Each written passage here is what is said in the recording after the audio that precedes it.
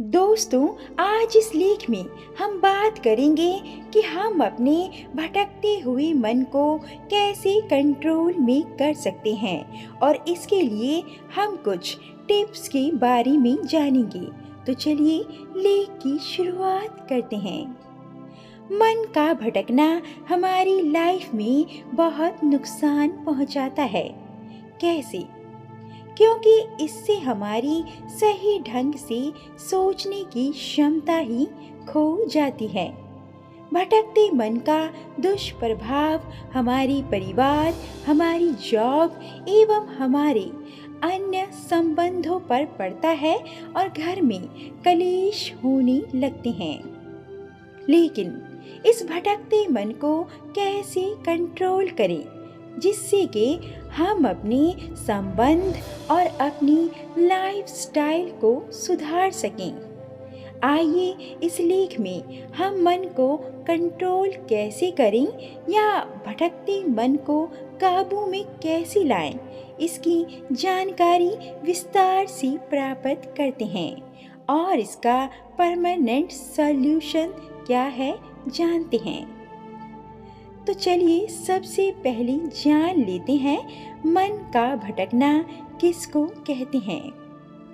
जब आपके विचार अत्यंत तेज गति से बदलने लगें, जैसे अभी कुछ देर पहले आप सोच रहे थे कि आप आज 11 बजे यह काम करेंगे, लेकिन वहीं कुछ सेकंड बाद आप सोचते हैं नहीं नहीं, आज मैं कुछ नहीं करूँगा, आज सो जाता हूँ। लेकिन वहीं उसी समय किसी दोस्त का फोन आता है और वह कहता है कि चलो आज पार्टी करते हैं, तो आप पार्टी करने बैठ जाते हैं। फिर आपका 11 बजे वाला ज़रूरी काम पेंडिंग ही रह जाता है। इस तरह आप यही गलती बार बार दोहराते हैं और आपका मन और आपके विचार बेकाबू चलते रहते हैं, जिसके आपको कई नुकसान झेलने पड़ते हैं और आप मन के बेकाबू होने का कारण समझ ही नहीं पाते हैं। तो आइए हम बेकाबू मन के कारण क्या हैं पहले ये जान लेते हैं, जिससे कि इस पर नियंत्रण पाकर हम भटकते मन पर कंट्रोल कर सकें। मन भटकने के कारण क्या हैं? मन भटकने के कारण क्या हैं ये जानना जरूरी है ताकि हम इस समस्या का समाधान कर सकें। जिनमें से नंबर 1 है अनिद्रा। नींद हमारे शरीर के लिए हमेशा महत्वपूर्ण होती है, लेकिन दोस्तों ये मन या दिमाग को रिलैक्स रखने के लिए भी बहुत ज़रूरी होती है। कभी आपने नोटिस किया है कि आप रात देर से 3 बजे सोते हैं तो आपका मूड सुबह उठते समय बहुत खराब रहता है, और जब मूड खराब होता है तो हमारे विचार आउट ऑफ कंट्रोल हो जाते हैं, जो हमारे अनकंट्रोल्ड माइंड को दर्शाता है। तो अनिद्रा या नींद की कमी मन के भटकने का एक कारण हो सकता है। नंबर 2, खुद की देखभाल ना करना। कई लोग ना तो अपनी सोने का शेड्यूल सही से रखते हैं, ना ही उठने का, और ना ही कोई भी काम टाइम से करने का, और ऐसे में वो अपनी केयर करना भूल जाते हैं। और जब हम खुद की केयर नहीं करते हैं तब हम खुद भी खुद को बुरे लगने लगते हैं। तो ऐसे में हमारा मन भी हमारे कंट्रोल से छूटने लगता है।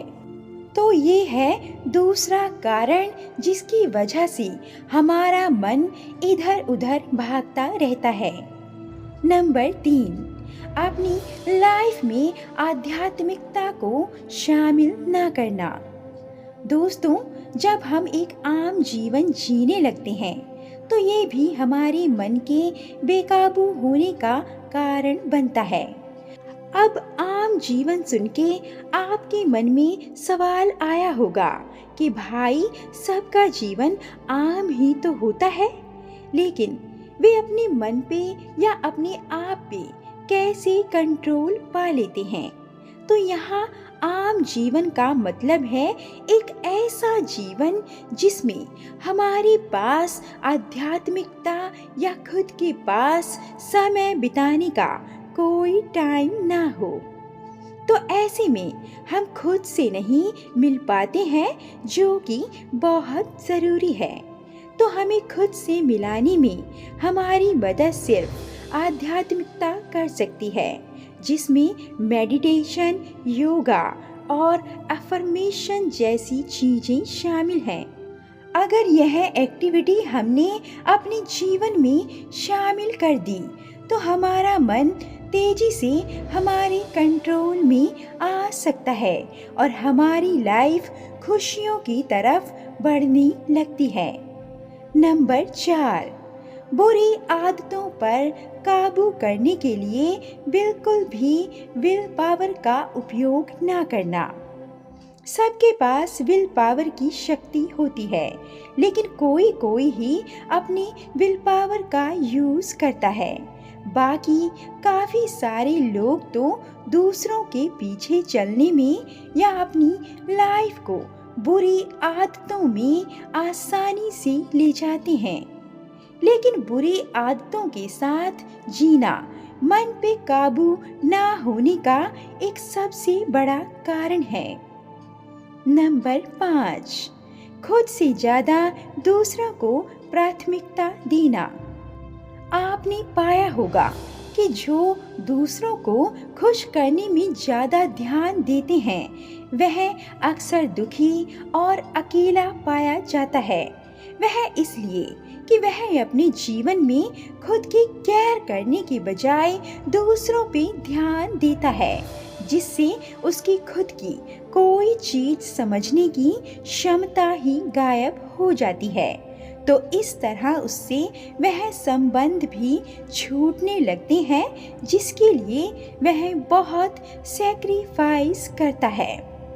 इसका मुख्य कारण है हम वही पाते हैं जिसके हम काबिल होते हैं, लेकिन हम खुद से ज़्यादा दूसरों पर ध्यान देंगे तो खुद का ध्यान कैसे रख पाएंगे, और जब खुद का ध्यान नहीं रखेंगे तो हम दूसरों के साथ रिश्ते में आई किसी प्रॉब्लम को कैसे सुलझा पाएंगे।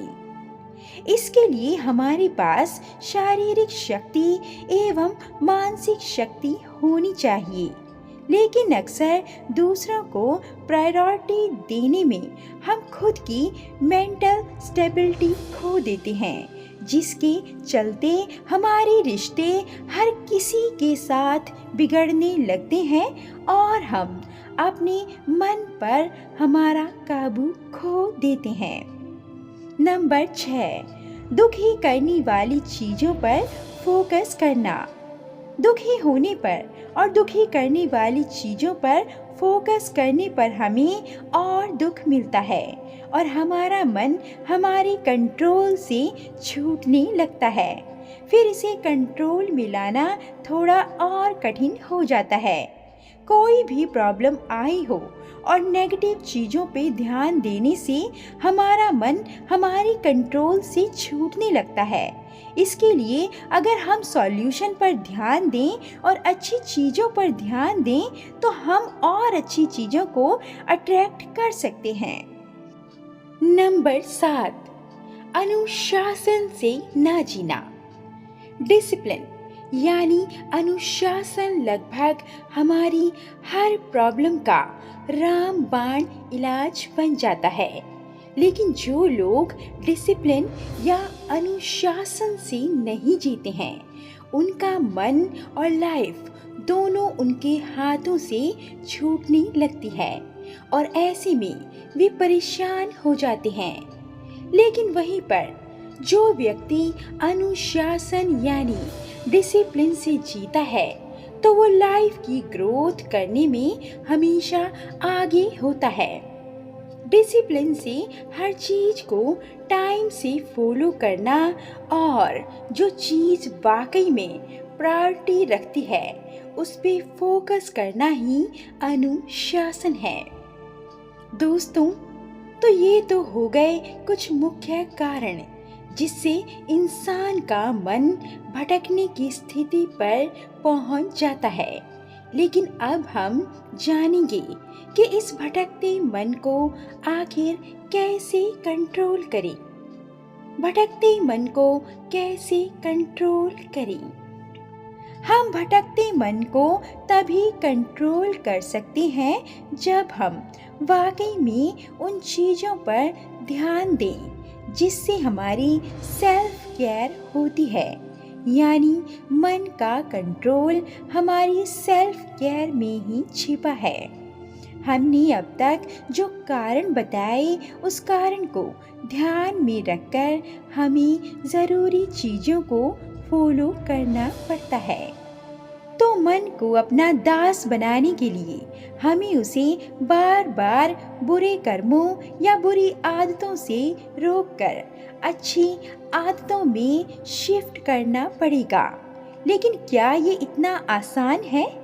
नहीं, लेकिन ये आसान तब हो जाता है जब हम खुद की केयर करने में फोकस करते हैं और हम आध्यात्मिकता या लॉ ऑफ अट्रैक्शन के नियम को अपनी लाइफ में शामिल करते हैं।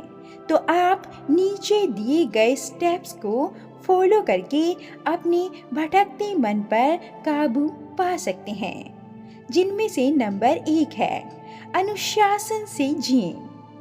टाइम से सोएं और उठें।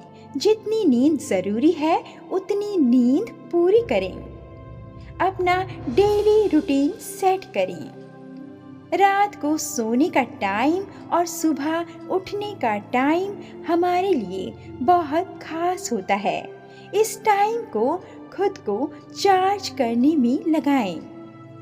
खुद को चार्ज करने के लिए आप एफर्मेशन करें। खुद के लिए 15 मिनट निकाल कर अफर्मेशन करें या मेडिटेशन करें।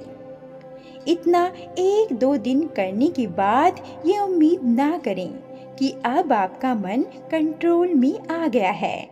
इसे तब तक फॉलो करते रहें जब तक यह आदतें आपकी लाइफस्टाइल में पूरी तरह शामिल ना हो जाए। नंबर 2, अपनी नेगेटिव हैबिट को पॉजिटिव हैबिट में बदलें। जैसे घंटों फ़ोन यूज़ करने की आदत को बुक्स पढ़ने जैसी आदतों में बदलें। ज़्यादा गप्पे मारने की बजाय खुद के गोल्स पर काम करें।